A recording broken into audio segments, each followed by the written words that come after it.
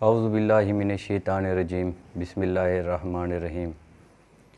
پرے ہے چرخ نیلی فام سے منزل مسلماں کی، پرے ہے چرخ نیلی فام سے منزل مسلماں کی، ستارے جس کی گرد راہوں وہ کارواں تو ہے۔ عزیز طلبہ و طالبات، السلام علیکم۔ میں سیف اللہ نطقانی اردو جماعت نوم کے 5ویں لیکچر کے ساتھ آپ لوگوں کی خدمت میں حاضر ہوں۔ آج کا ہمارا 5واں لیکچر نظم اور سبق کے خلاصے کے طریقے کے حوالے سے ہے۔ تو آئیے دیکھتے ہیں کہ یہ سوال کس طرح آتا ہے اور اس کو کس طرح حل کرنا چاہیے۔ تو سالانہ پیپر میں سوال نمبر 5 کیا ہوتا ہے؟ درج علم میں سے کسی ایک سبق کا خلاصہ لکھیے۔ یہ سوال چوائس میں ہوتا ہے۔ اب دیکھیں میں نے یہاں پر لکھ دیے، الف سبق کاہلی دیا گیا ہے، بے جز ہے قدر ایاز، کسی ایک سبق کا خلاصہ لکھنا ہے۔ اور اسی طرح سوال نمبر 6 کیا ہوتا ہے؟ نظم حامد کا خلاصہ یا مرکزی خیال لکھیں اور شاعر کا نام بھی لکھیے۔ یہ یا کی علامت ہے۔ بعض بچے یہاں پر آ کر بھولتے ہیں، غلطی کرتے ہیں، وہ سمجھتے ہیں کہ خلاصہ بھی لکھنا ہے اور مرکزی خیال بھی لکھنا ہے۔ تو آئیے دیکھتے ہیں کہ ان کو حل کس طرح کیا جائے گا۔ سب سے پہلے کیا کریں گے؟ سوال نمبر 5 کی ہیڈنگ دیں گے اور پھر کیا کریں گے؟ قدر ایاز یعنی جو سبق کا عنوان آیا ہوا ہے صرف اس کی ہیڈنگ دیں گے۔ سبق کے عنوان کی ہیڈنگ نہ دیں، جو علیحدہ سے ایک ہیڈنگ دینا ہوتی ہے، صرف وہی سبق جو ہے اس کا عنوان لکھ لیں بس، اور خلاصہ کی ہیڈنگ دیں اور خلاصہ شروع کر دیں۔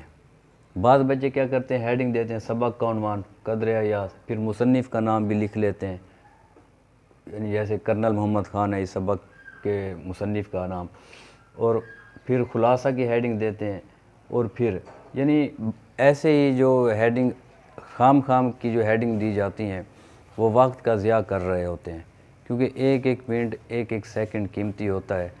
ٹو دا پوائنٹ جواب دیں، جو پوچھا گیا ہے صرف اسی کا جواب دیں، ادھر ادھر خام میں کچھ لکھنے کی ضرورت نہیں ہے۔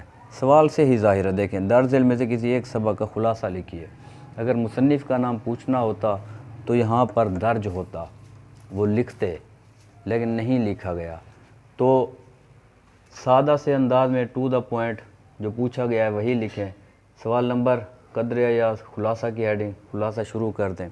خلاصے کا طریقہ یہ ہوتا ہے کہ آپ لوگ اس کو پیراگراف کی شکل میں لکھیں۔ یہ میں نے لائنیں ڈال دی ہیں، آپ یوں سمجھیے کہ یہ کیا ہے؟ پیراگراف ہیں، ایک پیرا، دوسرا پیرا، تیسرا پیرا۔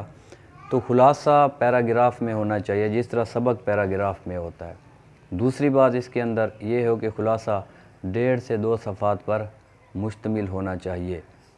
تیسری بات یہ ہے کہ خلاصہ میں کوئی حوالہ شامل نہ کریں، جیسے کوئی شعر، کوئی قرآنی آیات، کوئی حدیث، خلاصہ میں ایسا کچھ نہیں لکھنا ہوتا۔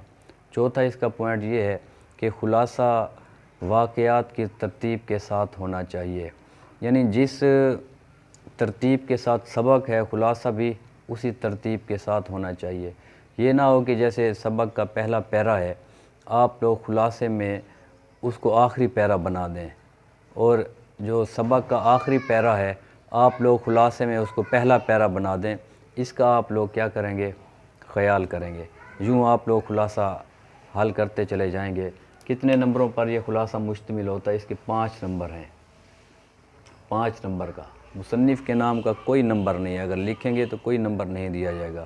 نہ لکھیں بہتر ہے، کیونکہ بعض اوقات بچے کیا کرتے ہیں؟ لکھ لیتے ہیں اور وہ غلط لکھ لیتے ہیں۔ جو پوچھا نہیں گیا اس کے لکھنے کی ضرورت نہیں ہے۔ اب سوال نمبر 6 کی طرف آتے ہیں۔ سوال نمبر 6 جیسے ہم نے پہلے پڑھا کہ نظم حامد کا خلاصہ یا مرکزی خیال لکھیں، تو یہ بھی ایسے سوال نمبر کی ہیڈنگ دیں گے، سوال نہیں لکھیں گے، نہ اس کا نہ اس کا، کسی کا بھی نہیں لکھیں گے۔ پھر ایسے ہی ہیڈنگ دیں گے جیسے یہ خلاصہ سبق کے خلاصے کی ہیڈنگ ہے، یہاں پر جیسے حامد کی ہیڈنگ دیں گے، شاعر کا نام یہاں پر پوچھا گیا، دیکھیں یہ، اور شاعر کے نام بھی لکھیں۔ تو شاعر کا نام یہاں پر لکھیں گے، جیسے اس کے نظم حامد کے شاعر کا نام کیا ہے؟ مولانا الطاف حسین علی۔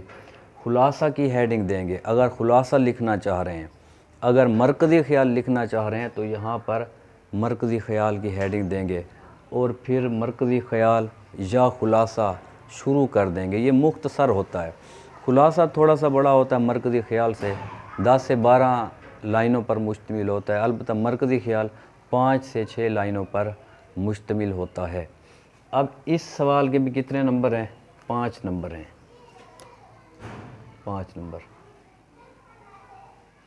1 نمبر اس شاعر کے نام کا ہے، 4 نمبر کا خلاصہ یا مرکزی خیال ہے۔ ایک ہی پیرا بنائیں گے، اس میں بھی آپ لوگ کوئی حوالہ جات شامل نہیں کریں گے۔ امید کی جاتی ہے کہ یہ لیکچر آپ لوگوں کو آسانی کے ساتھ سمجھ میں آیا ہوگا۔ اگر میرا یہ لیکچر آپ لوگوں کو پسند آیا ہے تو میرے چینل کو ضرور سبسکرائب کریں۔ اللہ ہم سب کا حامی و ناصر ہو۔ اللہ حافظ۔